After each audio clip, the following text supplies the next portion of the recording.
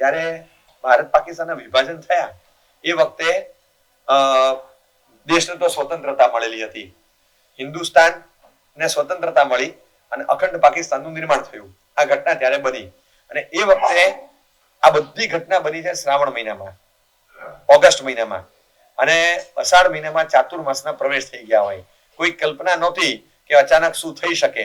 અને જેઠ અષાઢ મહિનામાં ચાતુર્માસનો પ્રવેશ કરી અને પૂજ્ય વલ્લભસુરી મહારાજ વખતે ગુજરાતવાલામાં હતા, જે પાકિસ્તાનનો પ્રદેશ ગણાય. એ વખતે ભારતમાં હતું અને ગુજરાતવાલામાં એમનો ચાતુર્માસિક પ્રવેશ થયો.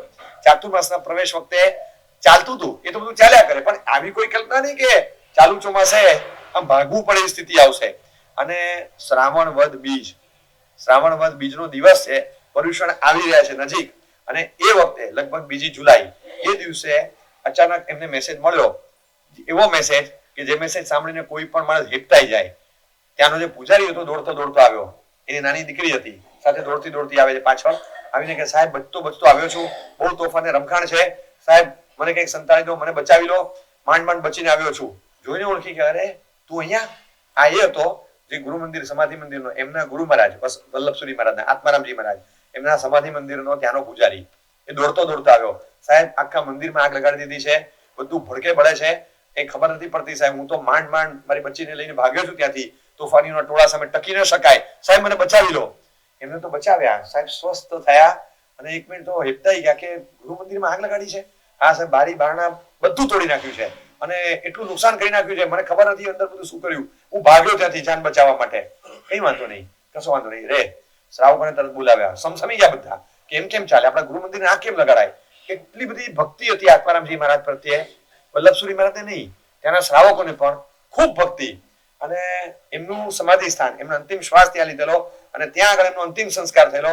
એ ભૂમિની કિંમત કેટલી હોય, કેટલો ઊંચો આત્મા ને એમનું સમાધિ સ્થાન એ જયારે તૂટી ફૂટી જાય, બધા શ્રાવકોને એ વખતના જે કે શ્રાવકો હતા એ બધા લાલા પ્યારેલાલજી ને લાલા સરદારીલાલજી ને બધા ઉત્તમ શ્રાવકો, જે ત્યાંના ઉત્તમ શ્રાવક રત્નો એ બધાને ખબર પડી. તો એ લાલા ઋષભદાસજી 2-3 શ્રાવકો ત્યાંથી નીકળ્યા, પોલીસોને સાથે લીધા કે ચલો અમારી સાથે, અમારા ધર્મસ્થાન પર હુમલો થયો છે. પોલીસોને લઈને ત્યાં ગયા અને પોલીસોએ થોડી દંડાબાજી કરી, ગુંડાઓ ભાગ્યા, પણ તોડફોડ જે જોઈ હેપતાઈ ગયા. આખું ટીમ્બો વાળી દીધેલો મંદિરનો અને એવું કચુંબર કરી નાખેલી. જોઈને થાય કે આ સ્થાનની કેવી રોનક હતી અને શું કરી નાખ્યું આ ગાંડિયાઓએ. અને એટલું બધું અંદરથી દુઃખ થયું. આ જોઈને પાછા આવ્યા. ત્યાં તો સુરક્ષાનો માહોલ કર્યો એકવાર કે હવે નુકસાન વધારે ન કરે અને બીજી વાર આવું કોઈ આવે નહીં અંદર, તૂટેલું સ્થાન, હવે બીજું શું કરી શકાય. પણ છતાં એ સ્થાનની આજુબાજુમાં કોર્ડનિંગ કરી અને અહીંયા આવ્યા. હવે તો કોઈ કાળે અહીંયા થઈ શકે નથી કે લાંબુ રહેવાય, કારણ કે રમખાણો એ રીતના ચાલતા હતા કે હિન્દુ અને શીખો જરાય સુરક્ષિત નહોતા. એક ના ઘરે જઈને અંદર લૂંટફાટ ચાલે. શીખ અને હિન્દુનું ઘર જ્યાં હોય એને લોકેટ કરે અને રીતસરની લૂંટફાટ, બહેનોને ઉપાડી જાય, દીકરીઓને ઉપાડી જાય, માલ સામાન ઉપાડી જાય, ઘરેણા ચોરી જાય, કપડા તોડી નાખે, કપડા ચોરી જાય, કબાટો ખોલીને બધું લઈ જાય. તમારે કશું જ બોલવાનું નહીં, તમારે સીધી દરવાજો ખોલીને કહી દેવાનું લઈ જાઓ જે લોકોએ. જીવતા માંડ તમે તો બચો, અને તોય તોડફોડ કરતા જાય. અટ્ટહાસ્ય સાથે પિશાચી નૃત્ય હતું. અને એ સમય એવો હતો કે જ્યારે અંદર એક પણ હિન્દુ કે શીખ સુરક્ષિત નહોતા. જૈનો તો સુરક્ષિત કઈ રીતે રહે, કારણ કે સૌથી પોચા અને ઢીલા ગણાય. અને એ વખતે વલ્લભસુરી મહારાજ ત્યાં ચાતુર્માસ બિરાજમાન હતા. અહીંથી એક સરખા સંદેશા, કોઈ પણ કાળે તમે તાત્કાલિક ધોરણે હવાઈ જહાજમાં અહીંયા આવી જાઓ. સંદેશા આપનાર કોણ? પૂજ્ય શાસન સમ્રાટ નેમિસુરી મહારાજ, પૂજ્ય લબ્ધિસુરી મહારાજ.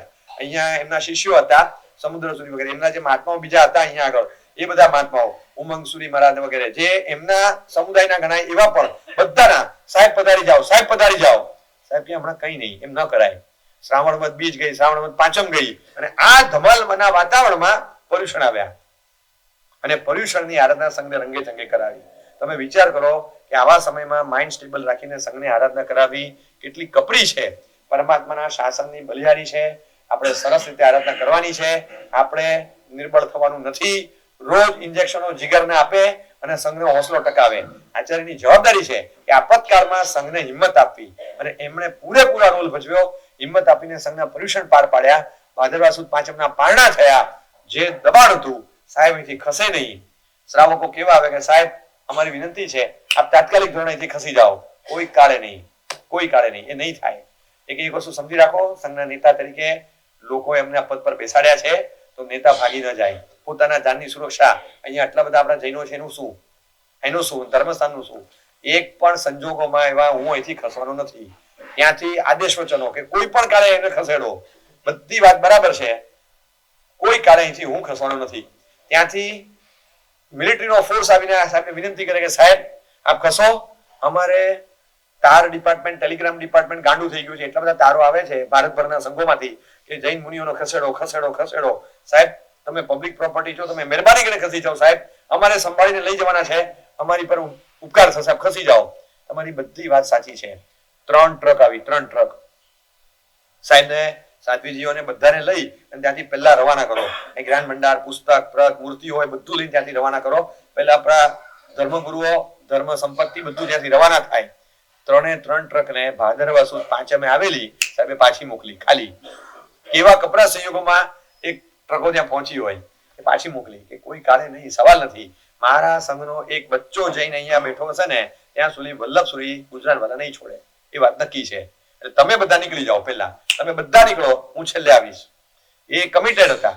શ્રાવકો કોઈ સમય જાય નહીં. આવા રમખાણમાં સૌથી અસુરક્ષિત સ્થાન હોય તો ઉપાસ રહી, કારણ કે ખુલ્લું હોય, બીજું કઈ હોય નહીં, ઇઝીલી એક્સેસિબલ, અને છતાં એ સ્થાનમાં રોજ 10 થી 12 યુવા શ્રાવકો ત્યાં સુવા આવે રાત્રે. સાહેબની સુરક્ષા, એક દરવાજે એક જણા સુતા હોય. કેટલી આક્રમક મિજાજથી તૂટી પડતા હોય લોકો. એ વખતે રક્ષાના પરિણામ એવા કે બધા શ્રાવકો ત્યાં સુવા આવે. 250 શ્રાવકોએ કીધું અમે ગુજરાતવાળા ઉપાસની આસપાસ મળીશું, છોડશું નહીં, સાહેબની સુરક્ષા માટે. 250 શ્રાવકો. વલ્લભસુરી મહારાજ એટલે એ વખતે નામ હતું. એ વખતના એક બહુ મોટા ગજાના આચાર્ય મહારાજ હતા. એમનો વર્ગ પણ બહુ મોટો, એમનું જ્ઞાન પણ એવું, એમનું ચારિત્ર પણ એવું, બહુ ઉત્તમ આરાધક. અને એ વલ્લભસુરી મહારાજે આ જયારે રક્ષાનું કાર્ય હાથમાં લીધું ત્યારે 250 શ્રાવકોએ એમની રક્ષાનું કાર્ય હાથમાં લીધું. ત્યાંથી હલ્યા નહીં. છેવટે ભાદરવા સુદ 11 જગતગુરુ હીરસુરી મહારાજની તિથિ હતી. એ દિવસે વલ્લભસુરી મહારાજે ત્યાં હીરસુરી મહારાજના ગુણાનુવાદ કર્યા અને બધું વર્ણન કર્યું કે અકબર બાદશાહના જનૂનની સામે પણ હીરસુરી મહારાજે સલુકાઈથી કેવા શાસનના કાર્યો કરાવ્યા અને અહિંસાનો ધ્વજ લહેરાવ્યો. આપણે એમાં મહાપુરુષોને યાદ કરી અને આપણે પણ આપણી આપત્તિમાં સ્થિર રહી અને મજબૂતીથી આગળ વધવાનું અને શાસન અને સંઘ સમાજની સુરક્ષા કરવાની છે. આ સંદેશો ભાદરવા સુદ 11 આપ્યો અને 11 ફરી પાછી ધૂમ ધડાકા સાથે 15 ટ્રકો આવી. 15 કે હવે જો સાહેબ એમના વગર ન નીકળે તો શ્રાવકો સાથે બધાને ઉપાડો, ત્યાંથી આખો માલ સામાન ભરીને 15 ટ્રકમાં જેટલા આવે બધાને લઈને નીકળો, પણ સાહેબને તમે કાઢો. અને એટલો બધો દબાણ ને ફોર્સ. છેલ્લે પેલો કરગરે છે આર્મીનો માણસ કે સાહેબ એક વિનંતી છે, નાકે દમ આવી ગયો છે, અમને છોડતા નથી આ લોકો, સાહેબ તમે નીકળો, સાહેબ પ્લીઝ નીકળો. ભાદરવા સુદ 12 27મી જુલાઈ એ દિવસે સાહેબે બધા સંઘના ભાઈઓને કીધું મૂર્તિઓને તવાતખાનામાં નીચે ભોયરા જેવું હોય ત્યાં સુરક્ષિત ભંડારી દીધી. કોઈ જોવા નથી બેઠા શું ચાલે છે, સરાદ આવશે ને મુહૂર્ત કેવું, આપતકાલે નાસ્તી મર્યાદા, પ્રતિમાઓના ઉત્થાપન કરી બધું સુરક્ષિત સ્થાને ભંડારી. જે કઈ સોના ગહેના ઘરેના જે થોડું ઘણું મળ્યું એ પેક કર્યું, એ લીધું સાથે. માલ સામાન તો કપડાની થેલી હોય ને, પૂજાની થેલી, સામાયિકની થેલી, એ રીતે ઘરેણાની થેલી લીધી હોય, લઈને સાથે નીકળવાનું હતું. કારણ કે અત્યારે ક્યાંય આડું મુકાય નહીં. જે નાનું નાનું લેવાય લઈ લીધું, મોટું મોટું વજનદાર હતું દાટી દીધું, સુરક્ષિત મૂકી દીધું. પોતાના ઘરનો સામાન હજી 25-30% ટ્રકમાં ભરે, 25 થી 30% સામાન હજી ઘર ટ્રકમાં ભરે ને પાછા લેવા જાય ને ત્યાં ગુંડાઓનું ટોળું આવે, ટ્રક સાફ કરી નાખે. બધા લોકોનો મોટા ભાગનો સામાન હજી ટ્રકમાં ભરતા પેલા ચોરાઈ ગયો. ત્યાં આ ભાવड़ લોકો कहता, जैनो એટલે ભાવड़. भावड़ लोग जा रहे हैं, सब भावड़ लोग जा रहे हैं यहाँ से, वो हिजरत कर रहे हैं, बड़े मालदार है, चलो चलो. એ ભાવड़ શબ્દ આપણા માટે વપરાતો ત્યારે જૈન લોકો માટે, અને એમને લૂંટવા માટે 25 જણા આપણા ઉભા હોય, એની સામે સીધા 300 જણનું ટોળું આવે. ભાગી જવાનું માલ મૂકીને, ત્યારે જીવતા રહેવાય. અને આ અવસ્થામાં સાહેબ ત્યાં હતા, નજરે ટ્રકો ભરાતી, ટ્રકો લૂંટાતી જોવે છે.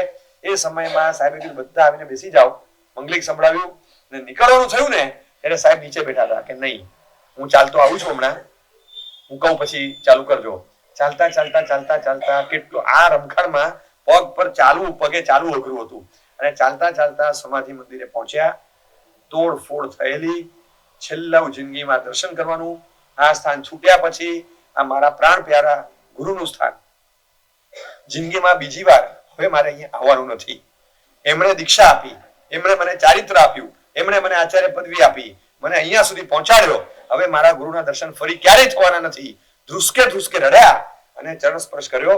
એ તૂટેલા ફૂટેલા સ્થાનને ખૂબ ભાવથી વંદન કરી પછી વાહનમાં બેઠા અને સૌથી પહેલા કાળજી લીધી કે દેવશ્રીજી ક્યાં છે. કોઈ વૃદ્ધ સાધ્વીજી હતા, બહુ કટોકટીની હાલત હતી, શારીરિક પરિસ્થિતિનું વર્ણન છે કે તમે એમને ઉપાડી પણ ન શકો, તમે એમને ફેરવી ન શકો, એટલે બહુ કપરા સંયોગો હતા શારીરિક એમના, અને એ સંજોગોમાં એમને હેરાફેરી કરાવી બહુ મોટું જોખમ હતું. એ દેવશ્રીજી સાધ્વીજી એમને ખૂબ હૃદયમાં વસેલા, કારણ કે એમના શ્રમણી ગણમાં સૌથી મોટા હતા દેવશ્રીજી, હેમશ્રીજી વગેરે, એ સૌથી મોટા સાધ્વીજી, અને એમને પેલા લેવાના, તમે આવી જાઓ માતાજી, તમે આવી જાઓ, તમે એમને આવી જાઓ, એમને ખાસ પેલા આગળ લેવડાવ્યા, એમને સુરક્ષિત બેસાડી દો. આ બધા સાધ્વીજીઓને વંદન કર્યા હાથથી જોડીને, આ તમારા બધા મહાસતીજીઓના સત છે કે આપણે સુરક્ષિત નીકળ્યા છીએ, એમ કેમ પહોંચી જઈએ, પ્રભુને પ્રાર્થના કરજો, તમારી પ્રાર્થના ભગવાન ચોક્કસ સાંભળશે, આ તમારા કારણે અમે બધા આગળ વધીએ છીએ, તમારા જોર પર, એમ સાધ્વીજીઓને પ્રોત્સાહન આપ્યું. ડરતા નહીં, અમે બધા બેઠા છીએ, કશું જ થશે નહીં. બધા સાધ્વીજીઓ ગભરાતા હતા, બધાને લીધા, સાધુઓને લીધા. 14 સાધ્વીજી હતા, 6 સાધુ હતા, અને આખો કાફલો લીધો. ત્યારે એમની સાથે એવો મોટો કાફલો નહીં, પણ એમને સુરક્ષા આપવામાં આવેલી. ત્યાંના લોકોની પણ એક વ્યવસ્થા કરવાની જવાબદારી છે, અને જયારે નીકળ્યા ત્યારે એ જવાબદારી સાથે જયારે નીકળતા હોય ત્યારે સુરક્ષા માટે 32 પોલીસો આવી કે જે એમને છેક આગળ લઈ જાય. 32 પોલીસોમાંથી એક હિન્દુ હતો, એક શીખ હતો, અને 30 મુસ્લિમ હતા, અને એમની સાથે અમારી સુરક્ષા કરે, અને એમાં જવાનું. બધા ડરે. વલ્લભસુરી મહારાજે કીધું કે હું નૌકાર બોલું છું, મંગલિક સાંભળો, આપણે હેમખેમ પહોંચી જશું, ચિંતા ના કરો. હજી તો આગળ પહોંચે ત્યાં જોયું કે નહેરની પાસે મોટું ટોળું જમા થયું છે. बाहर लोग जा रहे हैं, बड़े मालदार है, अभी निकले और अगर निकल गए अपने हाथ से तो दोबारा इनकी संपत्ति हाथ में नहीं आएगी, लूट लो सब. કેટલા માણસોનું ટોળું હતું? હાથમાં લાકડી સાથે 2000. નહેર પાસે તમે ટોળું, દરિયો દેખાય, 2000 ગુંડા તત્વોનું ટોળું ઊભું છે, અને અહીંયા 32. અને તરત સૂચના મળી કે ટ્રકો અટકાવી દો. હજી તો ટ્રકો શરૂ થઈ છે, અને ત્યાં જ અટકાવી દો, હજી બહાર નથી નીકળતા, ગુજરાતવાળાને અટકાવી દો. ટ્રકો અટકી ગઈ. હવે આ ટોળું ત્યાં વિચારે છે અટકી કેમ ગઈ? જો એ સામે આવે તો ભાગવાની જગ્યા નથી, આગળ તો જઈ શકાય એમ છે નહીં. અને ત્યાં પાછા વલ્લભસુરી મહારાજ ચિંતિત થયા. ચિંતા ના કરો, બધા પોતાનો જાપ કરો. એ જ સમયમાં બાજુમાંથી એક ગાડી નીકળી, અને ગાડી નીકળી, એક શીખ અફસર હતો, આર્મીનો અફસર, એ અને એના વાઇફ સાથે બેઠેલા, એ નીકળ્યા. અને इधर यहाँ पे ट्रक क्यों खड़ी है, इतनी सारी ट्रक सामान भर के यहाँ क्यों खड़ी रखते हो, ये खड़ी रखोगे सुरक्षा की जिम्मेदारी कौन लेगा, चलते रहो, चलते पड़ो. ट्रको उभी न રાખો, તમે ઉભી રાખો ને કઈ થાય તો તોફાન થઈ જાય છે, તમને ખબર નથી, હાલવા માંડો, ઉભા નહીં રહેવાનું ક્યાંય.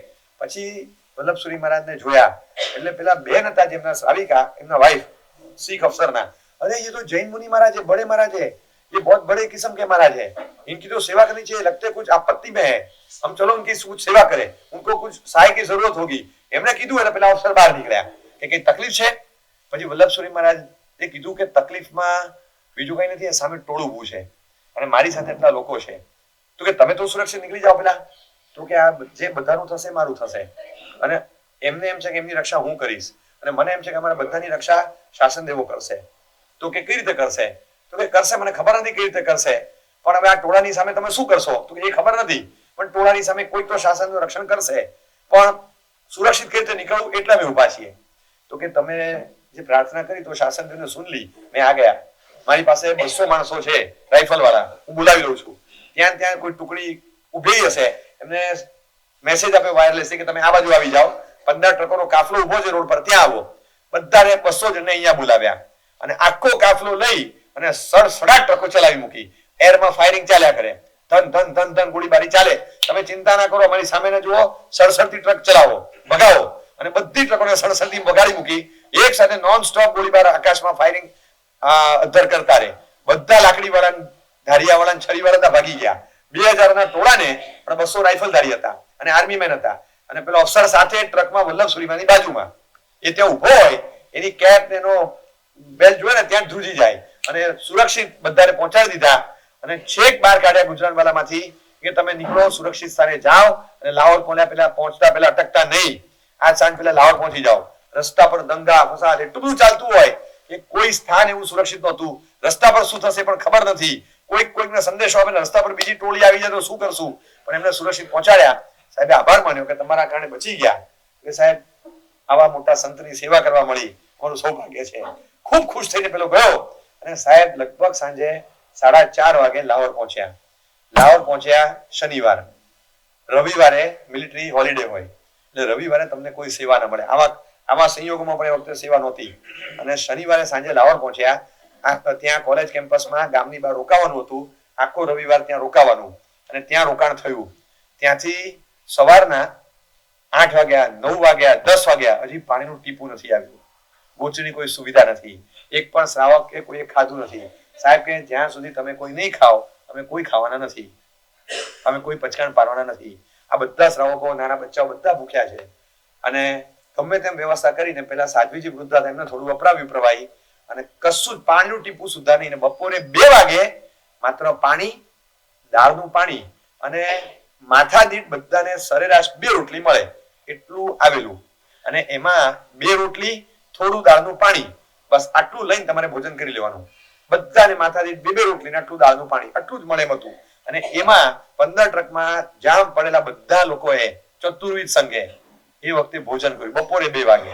અને કઈ રીતે સાંજ પાડવી સંદેશો, ત્યાં અચાનક દોડ કેટલાક માણસો આવ્યા કે સાહેબ રવિવાર છે, મિલિટરી ફોર્સ નથી આવતીકાલે. બધી વાત સાચી છે, સ્ટીલ ઉપરથી સૂચના છે તાત્કાલિક ધોરણે જૈન ગુરુઓને ત્યાંથી રવાના કરો. કેમ બસ ખબર નથી, કોઈ પણ સંજોગોમાં વિધિન 10 મિનિટ ત્યાંથી બધા રવાના કરો. એ વખતે સાધ્વીજીઓને હોંસલો આપી રહ્યા હતા. સાહેબ થોડી હિત શિક્ષાને વાચન આપી રહ્યા હતા સાહેબની સામે બેઠેલા. અને એ બધા સાધ્વીઓ ચાલો ભાગો, જલ્દી નીકળવાનું છે, ટાઈમ, ફટાફટ 5 મિનિટમાં તૈયાર થાવ. પાછા 5 મિનિટમાં લબાચા લઈને બધું નાખ્યું અંદર, ઉભી મૂકી. શ્રાવકો બધા ચડી ગયા. પાછી 15 ટ્રકો શ્વાસ અદ્ધર કે કેમ સંદેશો આવ્યો, શું થયું, શું કરવાનું. કોઈ ચિંતા ના કરો, બેઠો છું, હું છું, બસ તમે ચાલો. એક સાહેબ હતા, 15 ટ્રકો આશ્વાસનમાં હતી. આશ્વાસનમાં 15 ટ્રક, કોઈ ચિંતા ના કરો, બેઠો છું ને, તમે ચાલો. ફ્રન્ટ લાઈન પર એક શ્રમણ, એક આચાર્ય આ રીતે લીડ લઈને આખા સંઘની, બહુ મોટા પાયે આખા સંઘની સુરક્ષા, જેમાં જંગમ, સ્થાવર, મિલકત, સાધુ, સાધ્વી, શ્રાવક, શ્રાવિકા, નાના બચ્ચાઓથી લઈને બધું જ હતું, બધું જ. અને 21 તો શ્રમણ સમણી, બધાની વ્યવસ્થા, જવાબદારી પોતાના માથા પર લઈ જોખમદારી સાથે ત્યાંથી નીકળ્યા કે નીકળો. અને ત્યાંથી કર્ફ્યુ વાળા વિસ્તારમાંથી પસાર થવાનું હતું. એ થતા છેક રવિવારે રાત્રે એટલી બધી તકલીફો વેઠતા રવિવારે રાત્રે 8:30 વાગે અમૃતસર પહોંચ્યા. આ બાજુ આવી ગયા એટલે હર્ષથી બધાને કે હર્ષ અમૃતસર આવી ગયા. અમૃતસરમાં કર્ફ્યુ હતો, કોઈ કાળે અંદર જવા ન દે શહેરમાં, એક જગ્યા નહીં. બાજુમાં જુલત નામનું ગામ આવે, એની પહેલા જ્યાં ભારત પાકિસ્તાનની સીમા રેખાઓ આવે ત્યાં તો જે કડક ચેકિંગ, એક થેલી ખોલાવે, એક ઉપધી ખોલાવે. આ સાપના ચેનલ ભગવાન પણ ખોલાવે, इसमें क्या है बताओ. એવું ચેકિંગ, કડક ચેકિંગ, કારણ કે સીમા રેખા હતી બંનેની, બોર્ડર લાઈન ભેગી થતી હતી ત્યાં. અને 15 ટ્રક વલ્લભસુરીમાં બેઠેલા હતા. એમણે કીધું હમ જૈની લોग हैं, मैं जैनाचार्य वल्लभसुरी, ये हमारे साथ हमारे श्रावक श्राविकाएं हैं, एक भी ऐसी चीज हमारे पास नहीं जो आपके लिए आपत्तिकारक हो, वो हमारे पास ऐसा कुछ नहीं. जो हमारा था, जो हाथ में आया सो लेके निकले. हमारे एक भी आदमी से कोई मुजरिम बने, ऐसी कोई गुस्ताखी करने वाला नहीं है. જી સાહેબ, એક પણ ટ્રક, એક પણ માણસનું કશું ચેકિંગ કર્યા વગર 15 ટ્રકને છોડી મૂકી. વલ્લભસુરી મહારાજની એ શાખ, એ પ્રભાવ અને એ તાકાત. એમણે ખાલી સમજાવ્યું કે તમે અત્યારે આટલો સમય કાઢો, 15 વસ્તુ એટલો સમય છે નહીં, વહેલી સવાર પડી જાય તમે આવી રીતે ચેક કરો તો. ગમેટા માણસો, આ તમે ચહેરા જોઈ લો, ये बाल बच्चे महिलाएं हैं, कौन क्या करेगी. અને અમે જૈની લોક છે, અમે કાંઈ કરશું નહીં, શાંતિ પ્રેમી પ્રજા છીએ. અને તરત સાહેબે સમયસર સમજાવ્યા અફસરને, એમને તરત સલામ ભરી અને કે જાને દીજીએ. 2-4 વસ્તુ ખોલીને જોઈને રેન્ડમ જવા દો, બધાને જવા દીધા સુરક્ષા સાથે. પણ ત્યાં પહોંચે અંદર જવાયું નથી. અંદર તો કોઈ કાળે નહીં, કર્ફ્યુ છે. આટલો અંદર જશે ને એમને ધમાલ થશે. કોણ આવે તો પછી વિચારશે, કોક આવે એમ કઈ ધમાલ ચાલુ થશે. નહીં એટલે નહીં જ. અમૃતસરમાં બહાર પહોંચ્યા અને અત્યંત સેન્સિટિવ વાતાવરણમાં, અત્યંત તણાવગ્રસ્ત સ્થિતિમાં, ખુલ્લામાં, સંપૂર્ણ ખુલ્લામાં, એટલે નહીં ઉપર છત, નહીં ઉપર ઝાડ, નહીં ઉપર મંડપ, નહીં ઉપર કઈ છાપરું નહીં, કશું જ નહીં, નીલ ગગન કે તલે. ત્યાં આખા સંઘે ખુલ્લા આકાશ નીચે આખી રાત વિતાવવાની. તમે વિચાર કરો કે પરિસ્થિતિ શું થાય. અને ચાતુર્વિધ સંઘ આખો ખુલ્લા આકાશ નીચે ટ્રકની અંદર આખી રાત કાઢે. 8:30 થી લઈ અને સવાર પડે, કર્ફ્યુ ખુલે, વાતાવરણ સર્જાય, આપણને હા પાડે પછી વાત. સવારે 8-9 વાગ્યા પછી સંદેશો આવ્યો હશે કે અમૃતસરમાં અંદર જૈન ગુરુ અને એમના કાફલાને લઈ લો. તો પૂરા કાફલા સાથે એમને અંદર લીધા. આવા સમય સંજોગમાં ઢગલાબંધ શ્રેષ્ઠીઓ અમૃતસરના બહાર લેવા આવ્યા. અને જે સંઘ આવ્યો છે એમના સ્વાગત સાથે અંદર એન્ટ્રી કરાવી. તમે વિચાર કરો ખાલી કે અમારા વલ્લભસુરી મહારાજ આવ્યા છે, અમારા શ્રમણી ભગવંતો આવ્યા છે, અમારો સંઘ આવ્યો છે, ગુજરાતવાલાથી હિજરત કરીને અમારો સંઘ અમારા મહેમાન તરીકે આવ્યા છે, અમે ચતુર્વિધ સંઘનું સ્વાગત કરશું. સ્વાગત સાથે એમણે થાળી ડંકા સાથે, સ્વાગતમાં બીજું તો કઈ થયું નહોતું, પણ થાળી ડંકા સાથે સ્વાગત કરતા કરતા આવા વાતાવરણમાં પોતાની સંઘ ભાવના બતાવીને એમને અંદર લીધા અને વલ્લભસુરી મહારાજ ત્યાં પહોંચ્યા. બધા ત્યાં આવ્યા, સાહેબને વંદન કર્યા, ખૂબ રડ્યા. જેવા સમાચાર મળ્યા કે સાહેબ અમૃતસર પહોંચી ગયા, સાહેબે પહેલું વાક્ય કીધું કે કુદરત આપણી સાથે છે. ગઈકાલે આપતકાળ હતો, હું બોલ્યો નહોતો. રવિવારે સામો કાળ થતો હતો. સામા કાળમાં આવા મહાનગરમાં પહેલો પ્રવેશ કરો તો મોટી આપત્તિ આવે. મારી જરા પણ ઈચ્છા નહોતી કે આ રાતનો પ્રવેશ આવી રીતે થાય, પણ કુદરતી આપત્તિ હોય ત્યારે મુહૂર્ત જોવાનું જ ન હોય, હું બોલ્યો નહોતો. પરંતુ કુદરતે સાચવ્યા, કર્ફ્યુ હતું, રાત 12 રોકાયા, સવારે શુભ મુહૂર્તમાં આપણો પ્રવેશ થઈ ગયો. સારું થયું કે આપણે રાત્રે ન આવ્યા. આટલા સમયમાં આટલી સ્વસ્થતા, ગીતાર્થ બુદ્ધિ સાચવનારા સવારે આખા સંઘને વ્યાખ્યાન આપ્યું, ખૂબ બધા સ્વસ્થ, અને પછી બધાને પરિચય કરાવ્યો કે देखिए ये हमारे समुद्र सूरी जी है, ये काम संभाल रहे हैं, આ हमारा विद्या विजय, આ हमारा विवेक विजय, આ हमारा विचार विजय, આ हमारा जनक विजय, આ हमारा शिव विजय. 6 મહાત્માઓ અને હું, અમે 7 સાધુઓ છીએ. અમારા 14 સાધ્વીજીઓ છે. અમારા વયોવૃદ્ધ સાધ્વીજી દીર્ઘ સંયમી દેવશ્રીજી છે, હેમશ્રીજી છે, વસંતશ્રીજી છે, વિચારશ્રીજી છે, વિવેકશ્રીજી છે, ચંપાશ્રીજી, ચંદ્રાશ્રીજી, તરુણશ્રીજી, દમયંતીશ્રીજી, નંદાશ્રીજી, એક એક નામ લખ્યા છે અંદર. એ શ્રમણ અને શ્રમણીઓના નામ જો એમને પરિચય કરાવ્યો સંઘને કે અમારા ઉત્તમ શ્રમણ શ્રમણીઓ છે, એમનું ચારિત્ર એટલું સરસ છે. આ બધાના સૈયારા બળથી અમે સુરક્ષિત અહીંયા પહોંચ્યા. અને સાહેબે જે પ્રવચન આપ્યું છે એ વખતે કે હવે તમારી જિમ્મેદારી બને છે, તમારી જવાબદારી બને છે કે તમારે શું કરવું જોઈએ. જે સાહેબ ત્યારે બોલ્યા છે કે સાહેબ આપનો સામાન આવી ગયો, બધું આવી ગયું, કે સાહેબ કોઈ ચીજ તમે જો અમારા સમુદ્ર સુધી આવ્યા, અમારા વિદ્યા વિજયજી પંજાબની જાન પ્રાણ કહેવાય, બસ આખા પંજાબનું ધ્યાન રાખે એ અમારા આવ્યા. અમારા દેવશ્રીજી અમારા સમણી ના નાયક ગણાય એ આવ્યા. અમારો ઓઘો, અમારી મુપત્તિ, અમારા પાત્રા, અમારી પ્રત, અમારી પોથી, થોડો સામાન, અમારી ઉપધી, અમારો સંથારો, અમારી કામળી અને સૌથી મોટું અમારું શરીર, બધું સુરક્ષિત. હવે અહીંયા બધા આવી ગયા, પણ 3 ચીજો નથી લાવી શક્યા. ભારે દુઃખ છે અને ખૂબ રડ્યા વલ્લભસુરી મહારાજ, ખૂબ રડ્યા. આખો સંઘ ચકિત અને બધાની આંખમાં આંસુ કે સાહેબ અમે જાનની બાજી લગાવી દે, બોલો કઈ ચીજ બાકી રહી ગઈ છે, કઈ ચીજ એવી હતી જે આપ લેવાનું ભૂલી ગયા અથવા તો રહી ગઈ. આપણને કહો સાહેબ કાલે સાંજ સુધી અહીં હાજર કરી દઉં. એ નહીં આવે, એ નહીં આવે. કે જે માટીમાં મારા ગુરુના દેહની માટી ભળી છે, જે મારા માટે તીર્થ છે, જે મારા માટે કલ્યાણક ભૂમિ છે, એ અંતિમ સ્થાન એમનું એ ગુજરાતવાલામાં હું છોડીને આવ્યો છું. એ સ્થાન, એ ધરતી હું કઈ રીતે લાવું કે જે સ્થાન પર મારા ગુરુની માટી, શરીરની અંતિમ દેહ જેમાં ભળી ગયો, હું ત્યાં જઈને ખાલી આમ કરું ને અને મને જે અનુભવ થતો હતો હું કઈ રીતે વર્ણન કરું. એ સ્થાન હું ભૂલીને આવ્યો છું. એની ઉપર રહેલું મકાન અને એની અંદર રહેલા મારા ગુરુની પ્રતિમા જેની સ્થાપના કરી હોય એ સ્થાનમાં હું છોડીને આવ્યો છું. હું કઈ રીતે અહીંયા લાવી શકું? જે તૂટફૂટ થઈ છે એને હું ભૂલી નથી શકતો. અને અમારું પ્રાણ પ્યારું જિનાલય, ભલે મૂર્તિઓ સુરક્ષિત થઈ પણ અમારું જિનાલય ત્યાં રહી ગયું ને નાની મોટી વસ્તુઓ ત્યાં રહી ગઈ. આ બહુ કઠે છે, મને બહુ ડંક છે. એમ લાગે છે કે ક્યાંક શાસનના અપરાધી તો નથી થયા કે અમે અમારી જાન બચાવીને નીકળી ગયા. આ 3 चीजें હું નથી લાવી શક્યો. मेरे विद्या विजय यहाँ पे, मेरे देवश्री जी यहाँ पे, मेरे संघ के भाइयों बहनों सब यहाँ पे, लेकिन कहाँ है मेरे आत्माराम, मेरे गुरु कहाँ है? ये चीसो पाડીને રડે મારા આત્મારામજી મહારાજ ક્યાં, મારા ગુરુ ક્યાં? કે જેમના ગયા પછી એમના પગલા, એમની પ્રતિમા, એમનું સ્થાન એ જ વર્ષો સુધી મારું આલંબન હતું.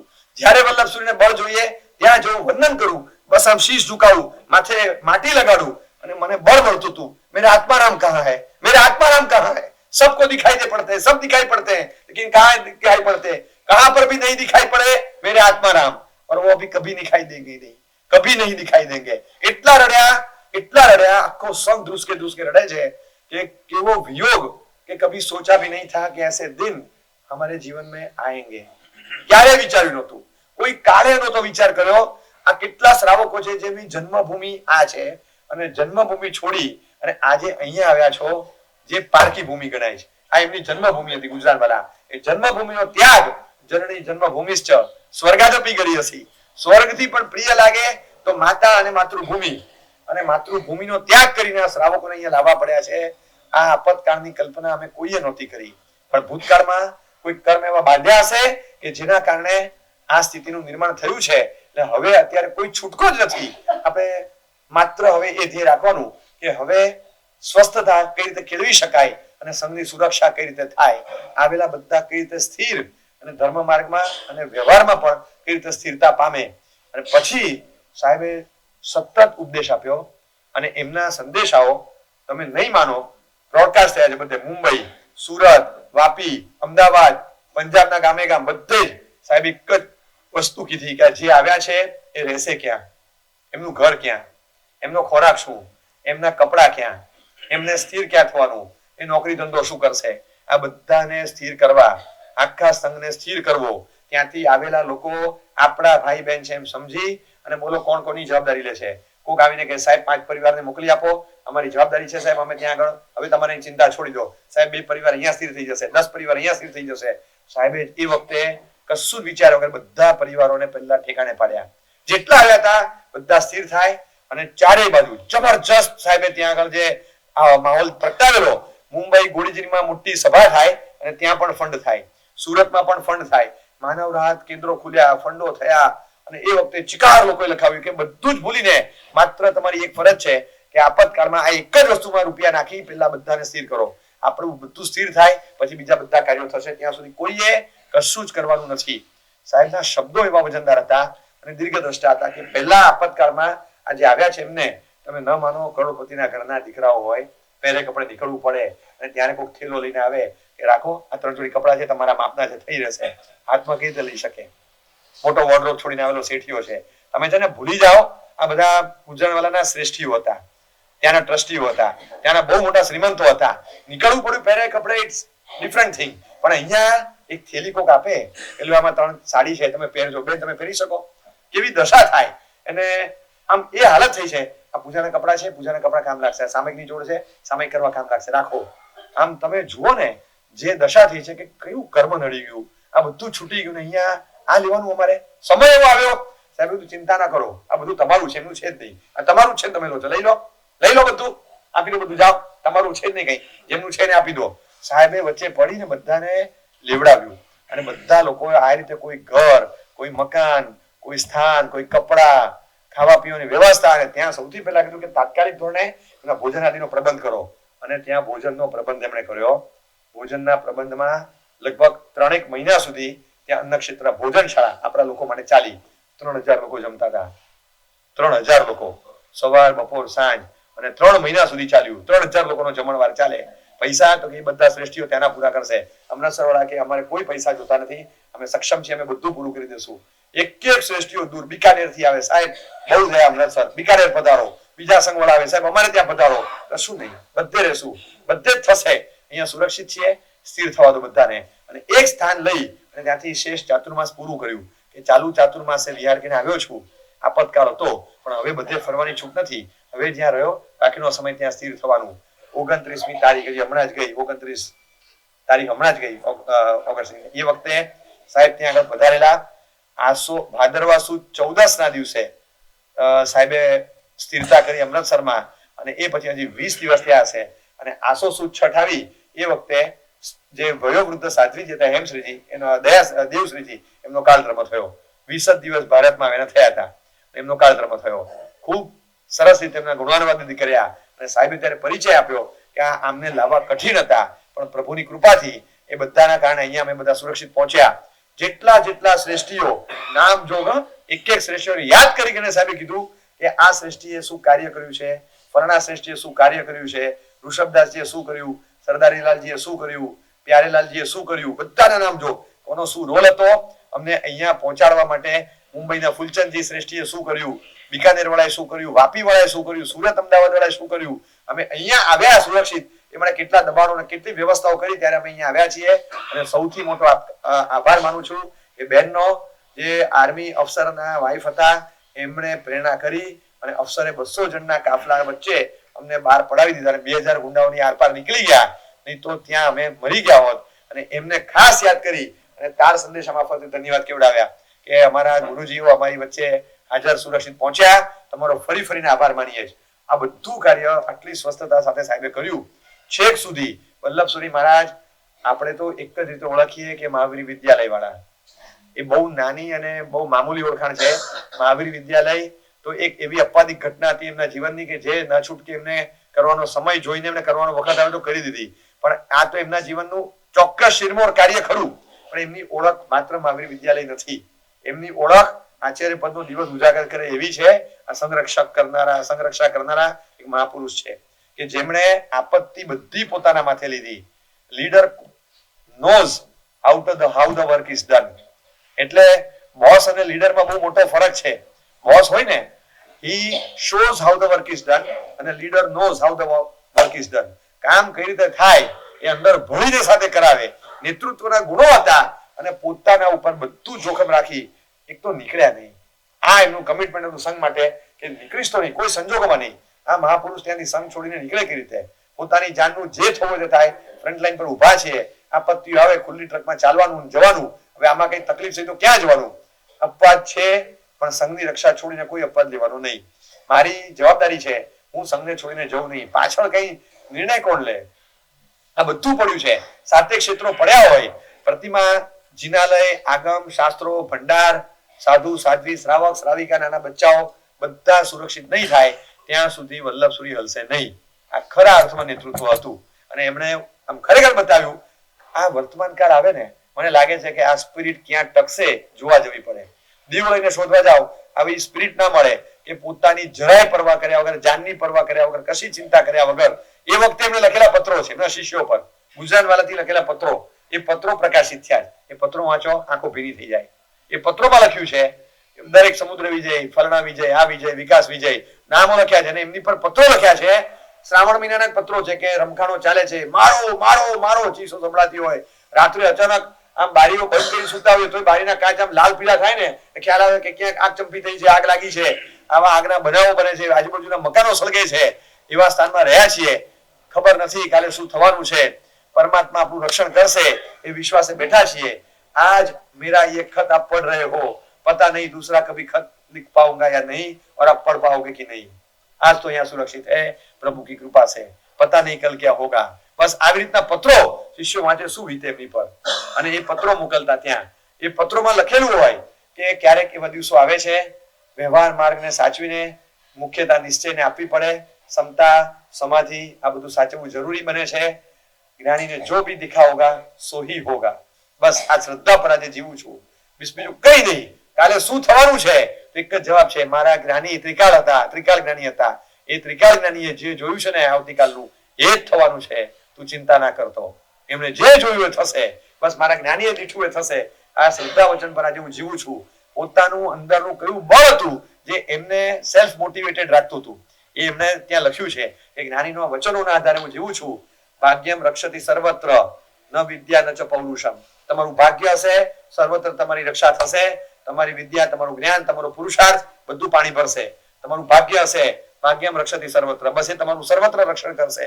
ભાગ્ય પર ભરોસો રાખવાનો આ સમય છે. બીજું કોઈ પુરુષાર્થ કરી શકાય એવા સંજોગો નથી કે પુરુષાર્થને અહીંયા સ્થાન કે અવકાશ નથી. એટલે માત્ર ભાગ્ય પર ભરોસો રાખીને બેઠા છીએ. અત્યારે વ્યવહાર ગૌણ અને મુખ્યતા નિશ્ચયને આપી અને બસ સ્વસ્થ રહેવાય એટલે આરાધનામાં રહીએ છીએ. આ પત્રો વાંચીને ત્યારે થાય કે કેવું પચાવ્યું હશે શાસનના પદાર્થોને, કે અંદર ધબકારા વધે. એવા સમયમાં પણ કોઈ જાતની ભાગેડુ વૃત્તિ નહીં, કઈ નહીં. આખા સંઘની સુરક્ષા કરવાની વૃત્તિ. હજારો હજારો હજારો. તમે જાઓ કોઈક વાર પંજાબ, એ ત્યારે આજની તારીખમાં પણ એમનું જયારે નામ બોલાય ને એકાદ વખત જોવાનો સૌભાગ્ય મળ્યું છે. પાલિતાણામાં બહુ વર્ષો પહેલા નાનપણમાં હતા ત્યારે. અને એ વખતે વલ્લભસુરી મહારાજની વાતો નીકળી અને વલ્લભસુરી મહારાજ પ્રત્યે એ વખતના યુવા પેઢી, પ્રૌઢ પેઢી, 40 વર્ષ 50 વર્ષ કે જેમના પહેલા 30 વર્ષ પહેલા વલ્લભસુરી મહારાજ જતા રહ્યા. હવે એમણે જોયા નથી ફોટા સિવાય વલ્લભસુરી મહારાજને. વાતો સાંભળ્યું ને વડીલોની, એ વલ્લભસુરી મહારાજ પ્રત્યે જે અંદરનો ભાવ હતો એ કેમ હતો ને એ તો ત્યારે ખબર પડે. એ જયારે ચરિત્ર વાંચો ત્યારે, એમના જીવનની ઘટનાઓ જુઓ ત્યારે, જે એમની આ એક જ ઘટના એવી છે જે વલ્લભસુરી મહારાજને આમ બહુ જુદા પાડે છે બધા કરતા.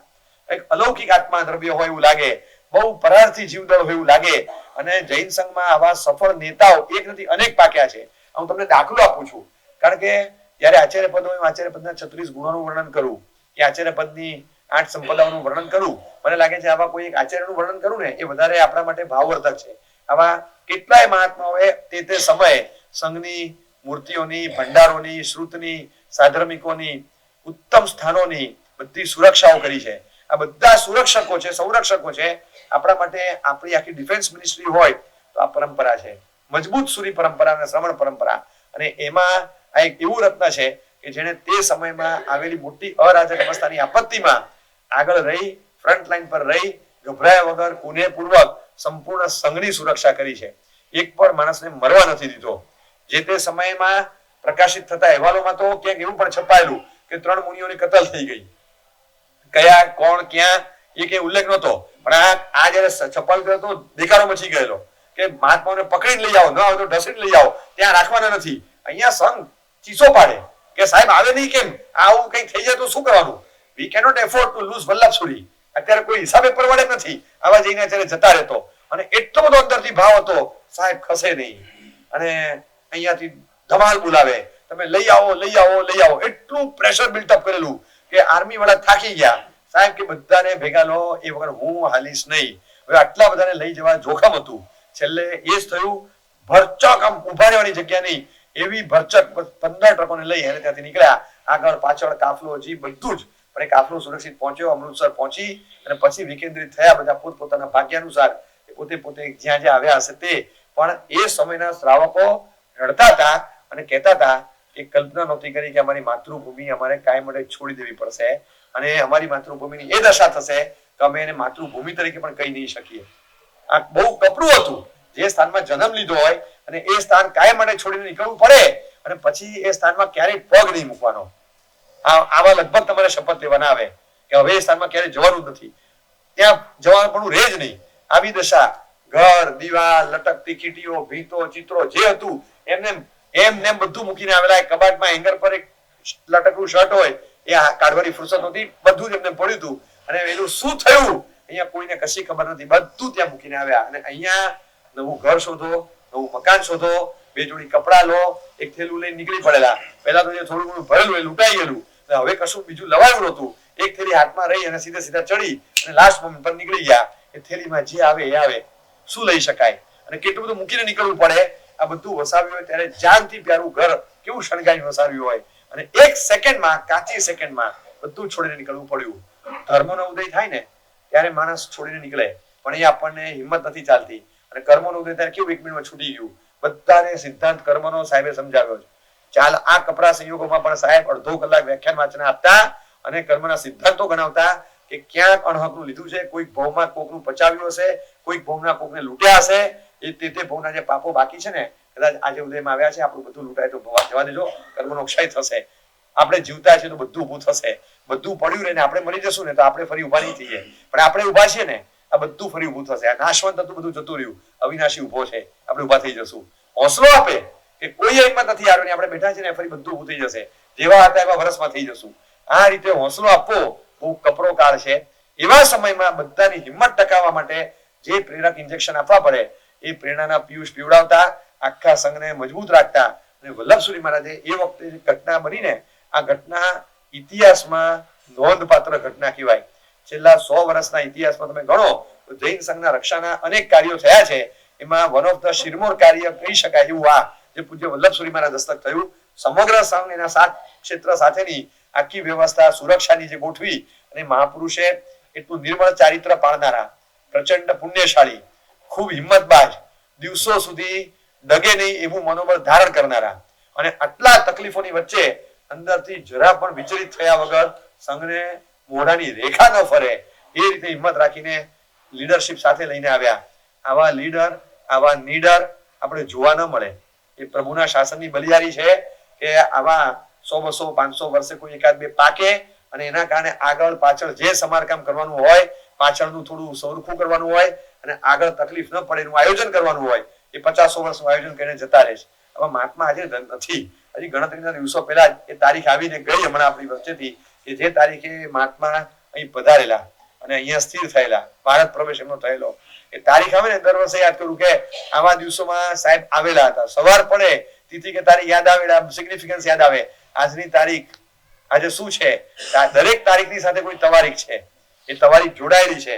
આ ઘટના જોઈએ ત્યારે લાગે કે કેટલાય સૈકાઓમાં આવું ક્યારે થયું જ નથી. અને દૈત મોટું આક્રમણ હતું, જેમાંથી એક પણ વ્યક્તિની જાનહાનિ સિવાય અને મામૂલી સી જાનહાનિ સાથે બધાને, માલહાનિ સાથે અને જાનહાનિ વગર બધાને સુરક્ષિત અહીંયા પહોંચતા કર્યા. સંઘ આખો અહીંયા આવ્યો, હિજરત થયેલો આખો સંઘ થાળે પડી ગયો. 6 મહિના તમે જુઓ, બધા ધંધાઓ કરતા થઈ ગયા હતા. શ્રાવકોને બોલાવીને સ્પષ્ટ કીધું કે કામ ધંધે લાગે, નોકરી ધંધો મળે, એ રોજી રોટી રળે, પોતાના પગભર થાય, જોવાની જિમ્મેદારી તમારી છે. અને તમારો આ એક અને એક માત્ર ધર્મ અત્યારે છે.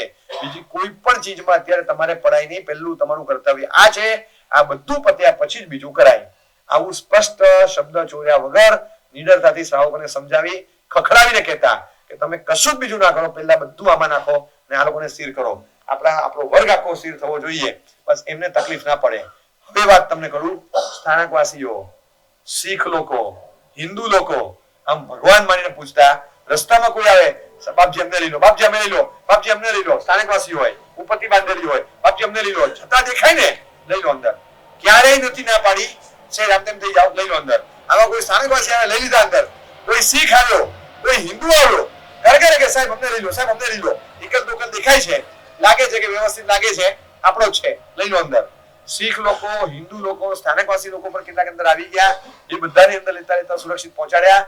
જવાબદારી એટલે જવાબદારી, માનવ માત્રની જવાબદારી કે મારો વર્ગ તો છે જ, પણ એને લઈને હું નીકળી જઉં, તમે તમારું સંભાળો, તમે તમારા ધર્મગુરુ રાખ્યો, એવું કઈ નહીં. હાથ ખંખેને જવાની વાત જ નહીં. મસીહા બનીને જીવવાનું તો ખરેખર મસીહા બનીને રહેવાનું. ખરા અર્થમાં જેને કહેવાય ને કે આપણે તો શું વિચારીએ છીએ, શું વિચારીએ કે નાઇટિંગેલે શું કર્યું, મધર ટેરેસાએ શું કર્યું. તમે એપિસોડ સાંભળો, આ એક એપિસોડમાં જે બલિદાનની ભાવના ધરબાયેલી છે, જે સેક્રિફાઈસની સ્પિરિટ તમને જોવા મળે છે, જે જોખમ ઉઠાવવાની તૈયારી તમને જોવા મળે છે, આ તમને ક્યાંય ન મળે. અને સંત પુરુષ સાધુના અવતારમાં અને સાધુનો આચાર પાળતા પાળતા જે જવાબદારી આવી હોય, અને સૌથી વધારે તમે પોસ્ટ ઉપર છો કે તમને હવાઈ જહાજથી સુરક્ષિત મોકલી દેવા માટે સંદેશો આવે છે, અને ભારત સરકારે વ્યવસ્થા કરી છે આ જ હવાઈ જહાજમાં વલ્લભસુરીને પહેલા લઈ આવો, કારણ કે એમના માટે જોખમ છે, આમને ન લાવે તો. આવીને સરકાર ઉપર ધોસ લગાવીને દબાણ કર્યું. પછી ઘણા હિન્દુઓ રહી ગયા છે, એક કે એક હિન્દુઓને અહીંયા સુરક્ષિત લાવવા માટે સરકાર પ્રબંધ કરે અને રિહેબિલિટેશન પ્રોગ્રામ આખો સતેજ બનાવડાવ્યો, બધેથી મિટિંગોનું દબાણ લાવીને.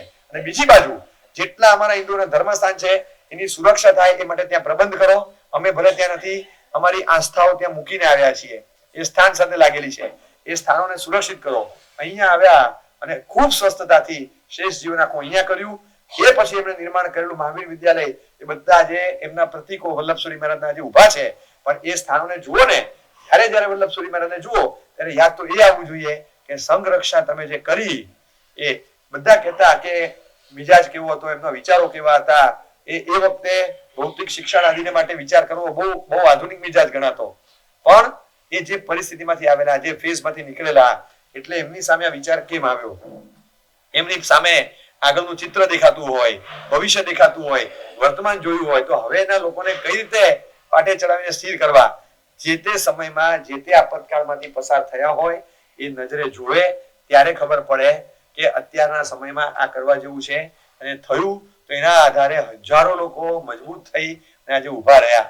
ચોક્કસ કે વર્તમાનમાં પ્રભુના શાસનને ઉજાગર કરનારા, જાળવનારા અનેક મહાપુરુષો થયા છે ને થશે, પણ આ એક એવી કથા છે ને જે આપણા માટે દંત કથા લાગે. આ એપિસોડ જેટલી વાર યાદ કરીએ ને આંખો ભીની થઈ જાય આપણી, અને સત વંદન કરીએ એમને અને એમના માધ્યમથી તમામ સૂર્ય ભગવંતોને કે જેમણે પોતાનું કશુંય રાખ્યા વગર, વિચાર કર્યા વગર જે તે સમયે પ્રાણ પ્યારા સ્થાનોની, તીર્થોની, મૂર્તિઓની, આગમોની, શાસ્ત્રોની, પ્રતોની, સિદ્ધાંતોની, સાધર્મિકોની સુરક્ષા કરી હોય. જે મહાત્માઓએ, જે સૂર્ય ભગવંતોએ ભૂતકાળના આટલા બધા પ્રસંગોમાં જ્યાં પણ એ સુરક્ષાના કાર્યો કર્યા હોય, એમની આરાધક પરિણતિને વંદન છે, એમની પ્રભાવક પરિણતિને વંદન છે, પણ એમની રક્ષક પરિણતિને, એમના રક્ષક ગુણને ખાસ વંદન છે. કારણ કે એ આપણને મળે. આપણા બે સંતાન હોય ને એને ધર્મ માર્ગે સ્થિર રાખવા અઘરા પડે છે, ત્યારે આખા સંઘને આપત્તિમાંથી લાવી અને પાછો સ્થિર તો ધર્મમાં કરવાનો છે. એના માટે જરૂર હોય તો વ્યવસાયમાં કરે, પણ સાથે ધર્મ માર્ગે પણ સ્થિર કરવાનો.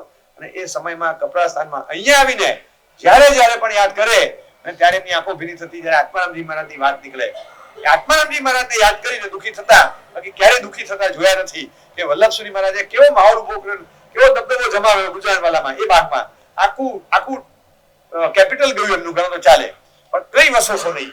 પણ જે સ્થાન નથી લાવી શક્યા, જે માટીનો ધરતીનો કટકો ત્યાં રહી ગયો, એ કહેતા કે એવો ધરતીનો ટુકડો નથી, એ મારા કાળજાનો કટકો છે, એ મારી કાળજાની કટકો છે, એ માટી નથી, એ અમારી માં એમાં સૂઈ ગઈ.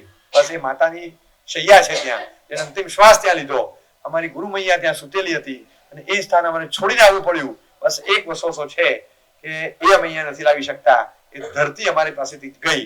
આ એક સિવાય કોઈ મનમાં હરકશોક નહીં. બહુ સ્વસ્થતા ટકાવી અને શેષ જિંદગી જો ગયા સો ગયા, હવે શું રહ્યું છે વિચારો. જે ગયું આપણું હતું જ નહીં. શ્રાવકોને કહી દેતા કે આપણું જે છે ને એ જાય નહીં, અને જે ગયું ને એ આપણું નહીં. ભૂલી જાઓ, આપણું નથી ગયું કઈ, આપણું આપણી સાથે છીએ. બસ આપણે આપણું જીગર, આપણું સત્વ, આપણા ગુણો, આપણું ભવિષ્ય આપણી સાથે છે. જે ગયું આપણું હતું જ નહીં, ભૂલી જાઓ. નવી જિંદગી આથી શરૂ થાય છે. આ તમને કહું કે કોઈ મોટિવેશનલ સ્પીકર હોય ને, 100 જણને કામે લગાડો, 100 જણા રોજના 10-10 સેશન ભરે, આ બધાને હિંમતને હોંસલો ના આપી શકે. આ બધું પોતાની હિંમત ટકાવવાની, સાધુ સાધુને ટકાવવાના, સંઘના દરેક માણસોની જીગર ટકાવવાની, એક જ પંડે બધું કામ કરતા હતા. શું કાઉન્સેલિંગ છે, શું કોર્ડિનેશન છે, શું આમ ટેમ્પરામેન્ટ છે, અને એવા સમયમાં શું લીડરશિપ ક્વોલિટી છે. તમે અલગ અંદાજથી જુઓ તો મલ્ટી ડાયમેન્શનલ પર્સનાલિટી લાગે. કે સાહેબ એ કાઉન્સેલરના સ્વરૂપમાં જુઓ, સાહેબ એક ધાર્મિક ધર્મ વડા ગુરુ તરીકે જુઓ, એક જૈનાચાર્ય તરીકે જુઓ, એક સંઘના નેતા તરીકે જુઓ, એક બહુ મમતાળુ મૈયા તરીકે જુઓ, એક પ્રેમાળ પિતા તરીકે જુઓ, અને ખભે ખભો મિલાવી અને શ્રાવક નામના નાના ભાઈની બાજુમાં ઉભા રહે એવા સાધુ નામના મોટા ભાઈ તરીકે જુઓ.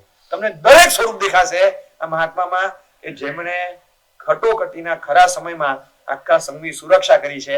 આચાર્ય પદના દિવસે આપણે બીજું કશું ના કરીએ ને, આવા એપિસોડને યાદ કરીને આવા મહાત્માઓને વંદન કરીએ. અને આવી જ રીતે 36 ગુણના ધારક એવા જેટલા પણ મહાત્માઓ થયા, પ્રભાવ, તેજ એમનું એટલું જબરજસ્ત છે. પીળો વર્ણ ગણે છે, એટલા માટે પીળો વર્ણ ગણે છે કે એ તેજનો વર્ણ છે, પરિપાકનો વર્ણ છે. આ પરિપાકનો વર્ણ છે, તેજનો વર્ણ છે. ખીલેલું ફળ હોય ને, એ ખીલે ત્યાં સુધી કાચું હોય ત્યાં સુધી લીલું હોય, ભલે એ કોઈ પણ ફળ હશે, કેરી હોય કે કેળું હોય, પણ પાકે પછી પીળું થાય, પછી રંગ બદલાય. કાચી અવસ્થામાં હજી પાક થવાનો હોય ત્યાં સુધી લીલું ને પછી પીળું થાય. એ પરિપક્વ દશા છે. જ્ઞાનથી, ગુણથી, અનુભવથી, બધી રીતે અને પ્રભાવથી તેજ પુંજ છે અને પરિપક્વ થયા છે. એટલે એમનો યલો વર્ણ પણ એ સૂચન કરે છે. એવા મહાત્માને વંદન કરીએ અને નમો આયરિયાણમ પદ બોલી અને તમામ સૂર્ય ભગવંતોને એક સાથે વંદન કરીએ કે જે મહાત્માઓએ આપણા આખા પ્રભુના શાસનને સુરક્ષિત રાખી અને આપણા સુધી પહોંચતું કર્યું છે. અને ખાસ કરીને એ મહાત્માને પણ વંદન કરીએ જેમ જ્યારે પણ આપણે યાદ કર્યા હશે ને, આપણે એમને બીજા કોઈ ગુણથી નહીં, ખાલી માત્ર એકાદ એપિસોડથી યાદ કર્યા હોય. ચોક્કસ અત્યારનું ગાજતો પ્રસિદ્ધ એપિસોડ હોય એમ આવી વિદ્યાને યાદ આવે, પરંતુ એમનું ધ્યેય કંઈક જુદું હતું. આ તો એમના જીવનનું એક નાનકડું કાર્ય હતું. ખાલી આપણે એ જ કાર્યને લઈને યાદ કરતા હોઈએ, પણ એ મહાત્માને ગયા ને સૈકાઓ થયા, પણ છતાં ઘણા દાયકાઓ પહેલા એ મહાત્મા અહીંથી ગયા, પણ સૈકાઓ સુધી ભૂલી ન શકાય એવું કાર્ય કરતા ગયા છે. આપણે તો એમાંથી શું શીખવાનું? આપત્તિ આવે નહીં એને ધ્યાન રાખવાનું. આપત્તિ આવે એ પહેલા જ સુરક્ષાના પગલા ભરવાના, અને આપત્તિ આવે તો પારોઠના પીછેહટના પગલા ભર્યા વગર મજબૂત રીતે સંઘ અને શાસનની રક્ષા માટે મારાથી જેટલું બને એ હું કરીશ. આ આપણે સંકલ્પ કરીએ. આ જ એમને આપેલી અંજલિ છે.